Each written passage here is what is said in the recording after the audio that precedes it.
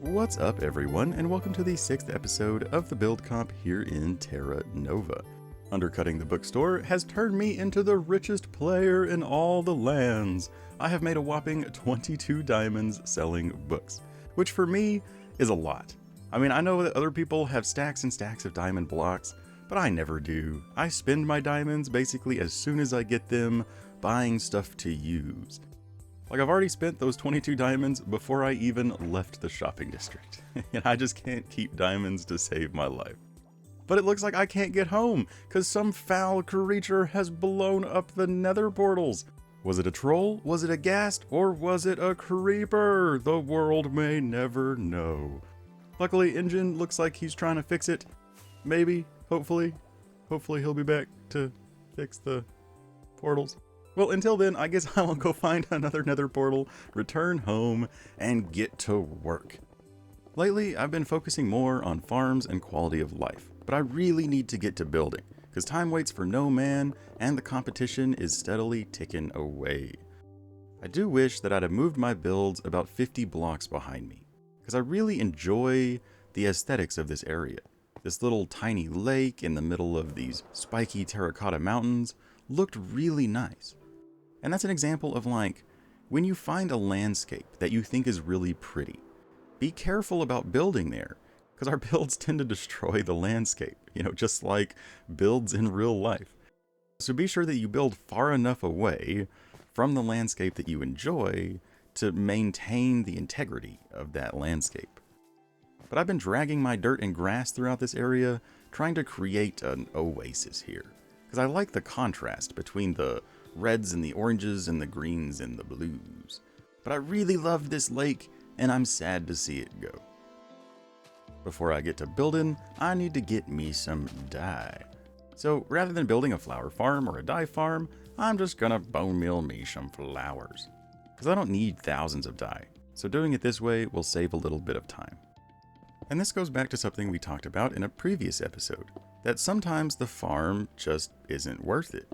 It really depends on what your plans are, or what you need at any given time. Like for this, I don't need thousands of dye, I just need enough to make this stained glass window. So me spending an hour building and running a flower farm would be counterproductive for my current goals. Whereas I did need tons and tons of green dye, so I did go ahead and build a cactus farm for that.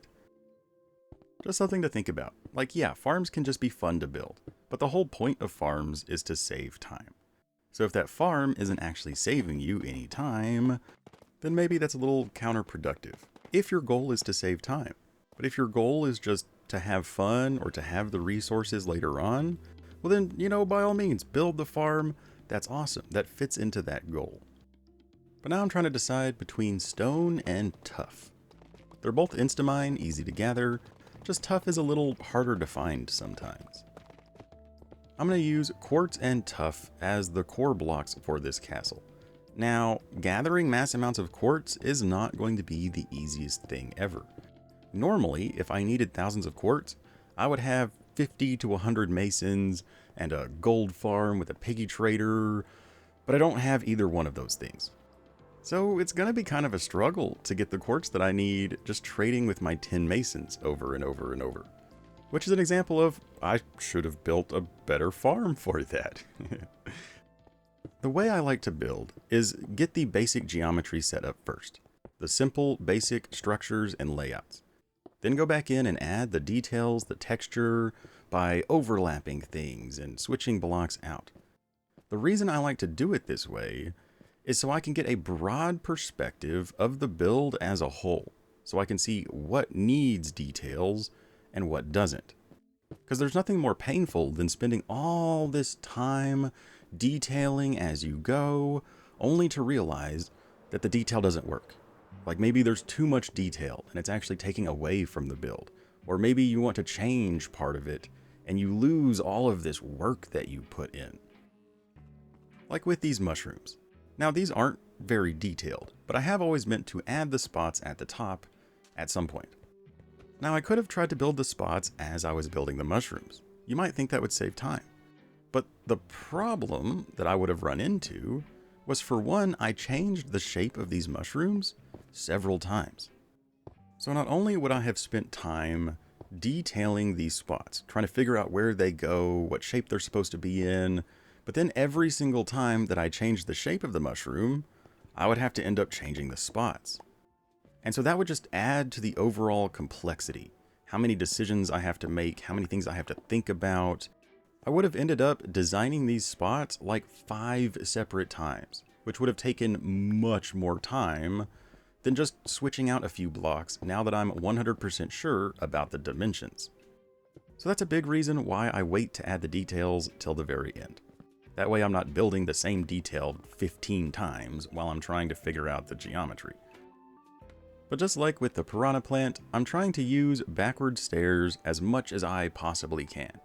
That way I can light up the outside of the mushroom from the inside and avoid visual light sources, because torches are gross. I'm also trying to add some storytelling elements, some interactions. Like Mario and Luigi are gonna fight the piranha plant, but they gotta get their power-ups from the question blocks so they can be strong. It's always nice to include interactions and some story elements for the viewer. If you built a giant dragon, people are like, oh, it's a cool dragon, awesome. But if you built like a giant dragon attacking a castle, not only is that more impressive, but it makes people think, like, why is this dragon attacking this castle? Have they been at war since the beginning of time? Is it an ancient anti-dragon civilization? Or maybe a wizard lives there and he pissed the dragon off? It gives people more to work with when they see it. Like with any sort of art, if it provokes a discussion with the viewer, if it makes the viewer imagine things, it's more interactive, more rememberable. Even if the art isn't as skillfully made, if it provokes imagination, it just sticks in the mind and it becomes more enjoyable to look at. But one thing I'm struggling with is the bottoms of these question mark blocks. Traditionally, there's nothing on the bottom of these blocks, but it looks kind of lame, just being flat. Plus I'm trying to light up Mario and Luigi through the blocks, but I just can't decide what to put on the bottom, if I want a question mark or what. I'm just going to leave it as is for now, sleep on it, and decide what I want to do later on. So instead, I'm going to start knocking out this mountain, because it's definitely in the way. I was really trying to avoid knocking out these mountains, partially because I liked them, they made the terrain look more dynamic, but I didn't build far enough back, so they are in the way. But before I go too crazy, I need to figure out how big the castle needs to be. And the size of the castle will be heavily determined by this initial room, because I want this to be reminiscent of one of the rooms from one of the old Mario games. But I want it to be as small as I can make it while maintaining the likeness. So I'm actually going to shrink this. I'm going to break all of this, start over, make it smaller, like the bare minimum that I can possibly do while still accomplishing this goal.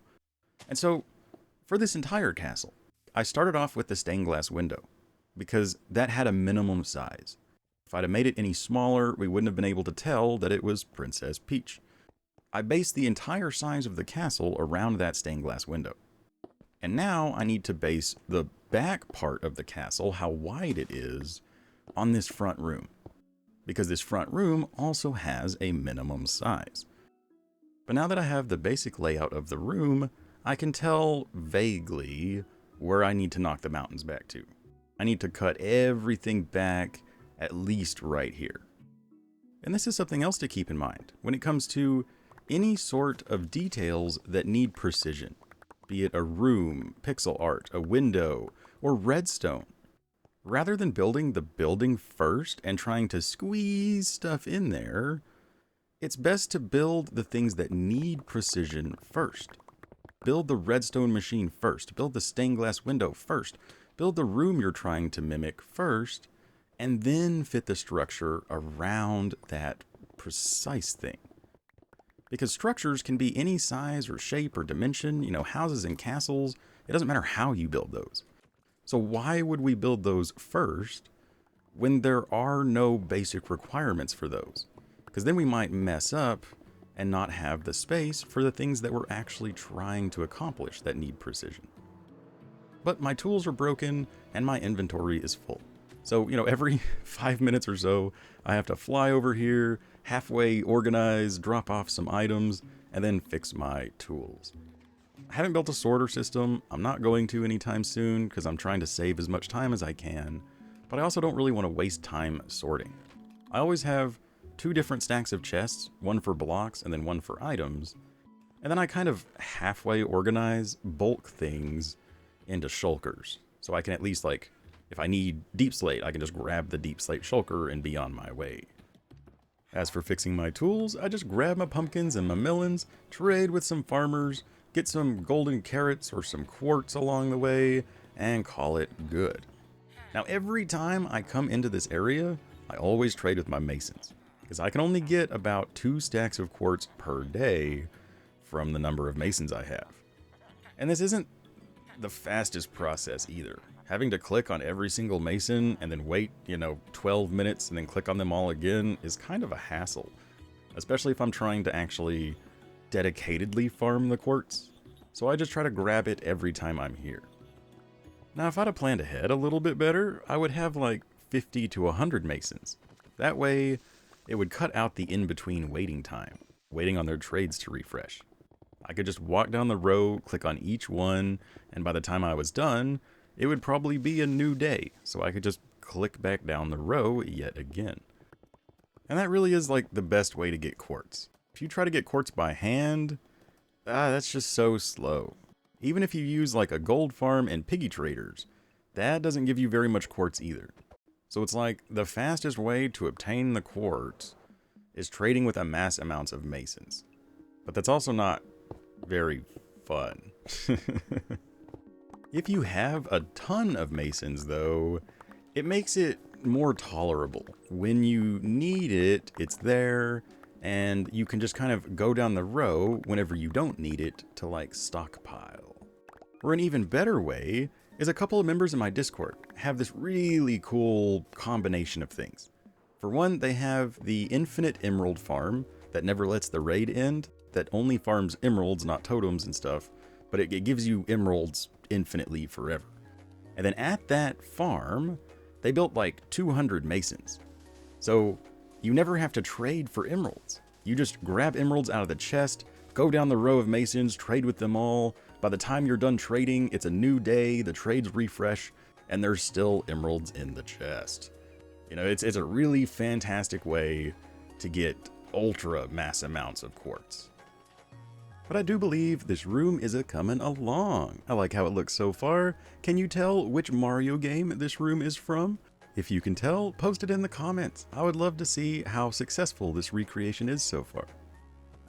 But all work and no play makes Omladu a dull elephant. So we're gonna go torment Houdini, see what he's up to. And this poor boy. I asked him which chest was his plant chest. Which chest held his saplings. And he showed me. That poor simple boy showed me where the saplings are. Because, what do we do to Houdini? We plant trees inside of his base. Every single time. Oh, he'll never learn. But his build is definitely coming along. His castle still has grass on the floor, which is why I plant trees in it. But he's been hard at work doing some terraforming, making a garden, and his castle is coming along really, really nicely as well. And if you wonder why I'm so mean to Houdini, well, this is why, right here. No, just kidding. This was just retaliation, totally fine. But I actually know Houdini in real life, so, we give each other a hard time all the time. But he gave me a beautiful wool statue, and really, if this was anywhere else, I would leave it as a monument to Houdini. But it's in the middle of Mario's forehead, so we gotta break it down. I will say that wool is kind of annoying to mine, because it's so slow. Unless you had, efficiency on some shears, which that actually might be interesting, putting unbreaking and efficiency and mending on some shears and have these all-powerful shears. But at least I got some wool out of it, so that's pretty cool. If nothing else, I can use it to go bed mining and get my netherite. But the culprit returned to the scene of the crime, except I don't think he knows how invisibility potions work. He is invisible, but your armor and stuff is not. So he's a scary ghost netherite armor person. Speaking of netherite, I do need to grab that. You know, netherite isn't really beneficial to have, but it looks really cool. So maybe in the next episode, we'll go gather up our netherite. All in all, I am very happy with how things are turning out. Now, stuff does have a severe lack of details, but again, I wait until the very end to add those things. Like I do want to texture this room a bit to make it fancier, and the piranha plant, of course, still needs his leaves. I am super excited to see how this room will end up looking. I'm already really happy with it. It fills me with nostalgia. Again, if you can tell which Mario game this is from, let me know down in the comments to score 1,000,000 points. But like, as a kid, I spent hours running in circles around this room. And now, as an adult, I could spend hours running in circles around this room in Minecraft. But as of the end of this episode, we are almost 4 weeks into the competition, which means that we have a little bit over 2 weeks left. So I really need to start grinding stuff out and getting stuff done. But that's all we got for this episode. I really hope you enjoyed it. If you did, don't forget to like, favorite, share, and subscribe. Be sure to leave a comment, even if it's just to say hi. Always remember that you are totally awesome, but above all, don't forget to have fun. Bye-bye.